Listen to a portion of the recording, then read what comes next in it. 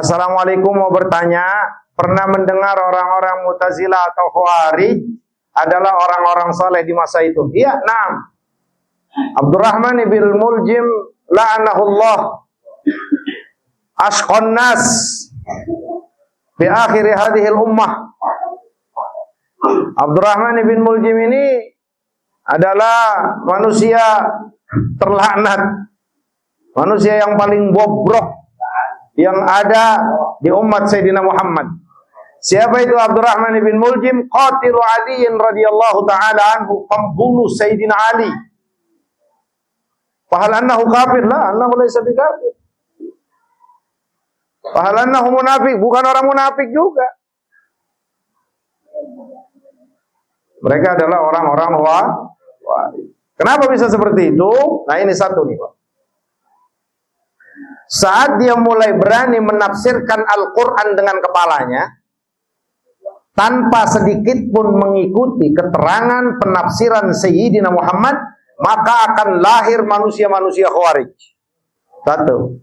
Kalau mulai nafsirin Al-Quran pakai otaknya, akalnya, tanpa sedikit mengikut sertakan penafsiran keterangan Sayyidina Muhammad, ini ciri-ciri orang Khawarij.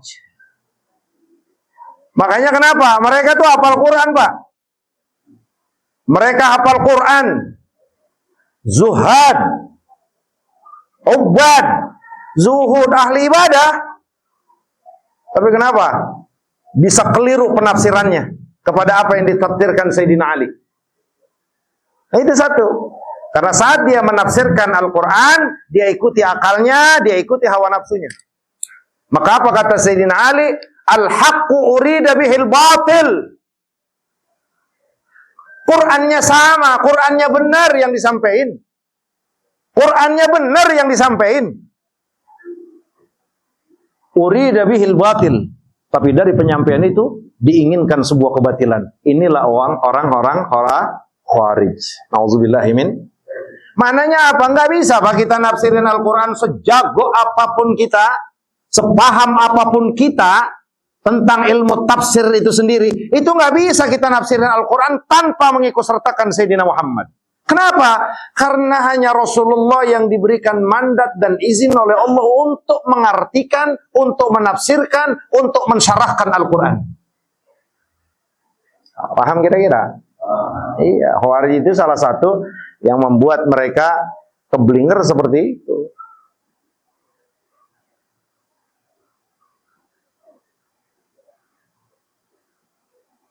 Paham? Boy. Ya. Pertanyaannya, kenapa orang saleh bisa terjerumus hal yang salah? Oh, iya, orang saleh. Mereka orang saleh. Cuman itu tadi kata Nabi.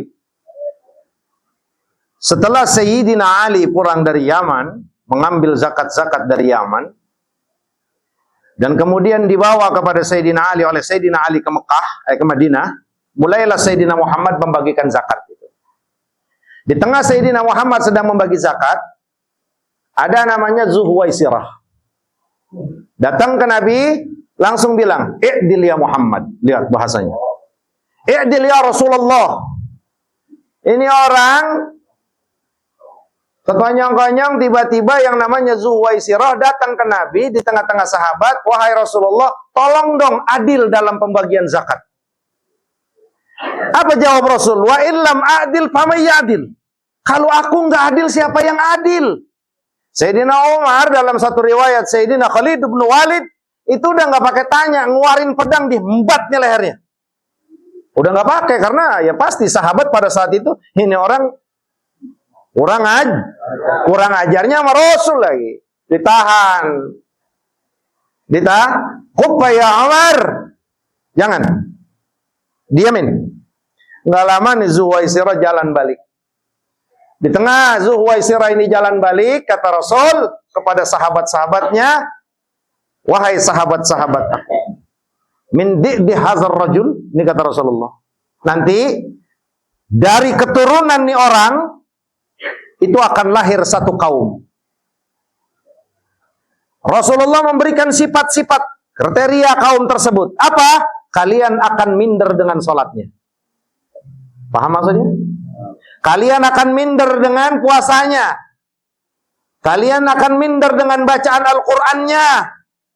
Tapi seluruh apa yang mereka pahami, yang mereka baca tidak akan sampai kepada hanajirahum, tidak akan sampai ke leher mereka.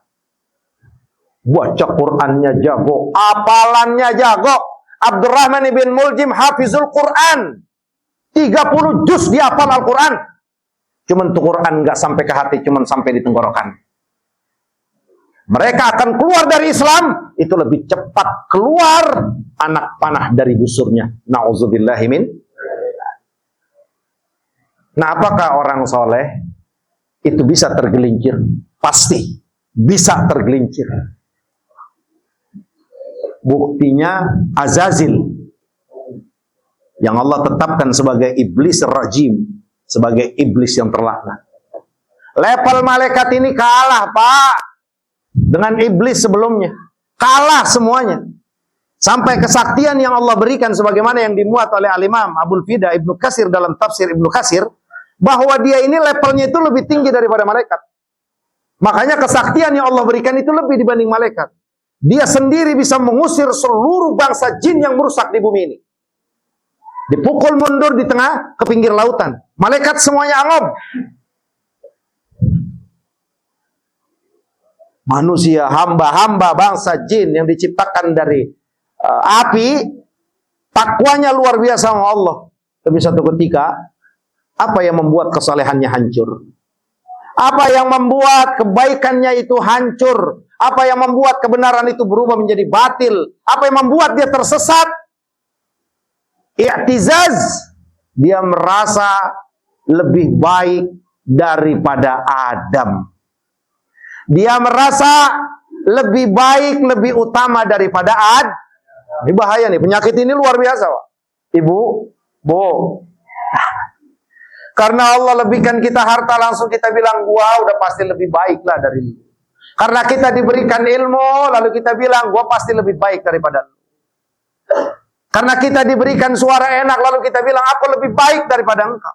Karena kita diberikan titel sosial, jabatan yang lain, pastinya gua lebih baik. Saat ini mulai ada di hati kita, demi Allah, jangankan tibang sholat jarang, ibadahnya puluhan ribu tahun, enggak bangun-bangun sujud. Kalau ini sudah ada di hati kita, maka akan hancur dan akan rusak orang tersebut. Inilah salah satu yang akan bisa mengeluarkan kesolehan seseorang kepada sebuah kesesatan. Tuh, Bang Sony, jangan ngerasa lebih baik daripada orang. Jangan karena mentang-mentang pakai BHS yang 7 juta, 8 juta, lalu dianggap yang pakai gajah duduk hina. Jangan begitu kayak Mustafa Kamal.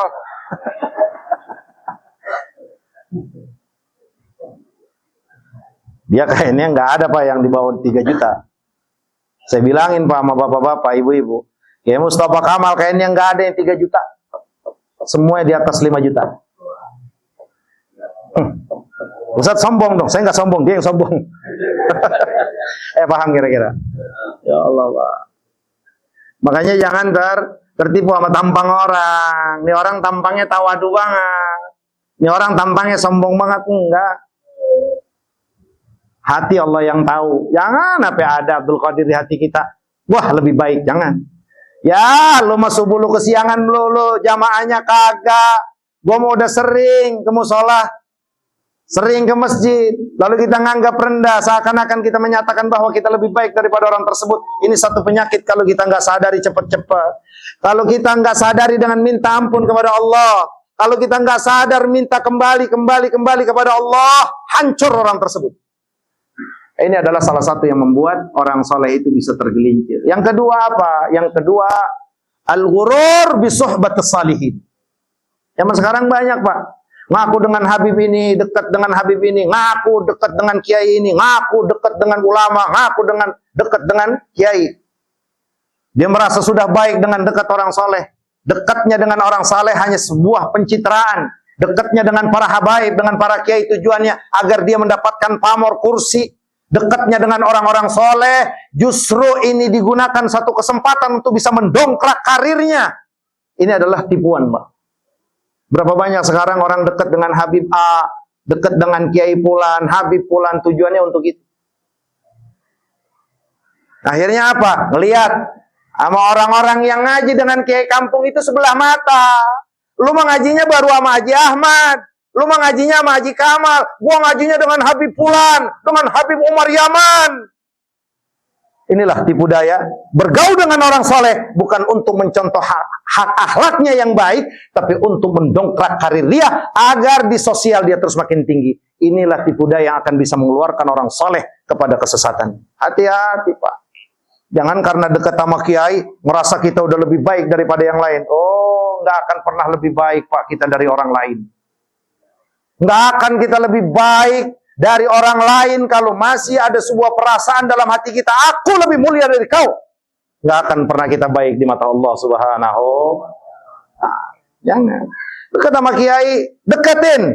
Ambil akhlaknya. Dekat sama Habib, deketin. Ambil akhlaknya. Ikutin bagaimana zuhudnya. Lah ini kok dekat sama kiai, makin berani sama dosa. Dekat sama Habib, makin berani dia menghinakan, merendahkan. Nauzubillahi min. Hati-hati, hati-hati. Ini termasuk yang akan bisa menggelincirkan orang saleh kepada sebuah kesesatan. Kira-kira bisa dimengerti?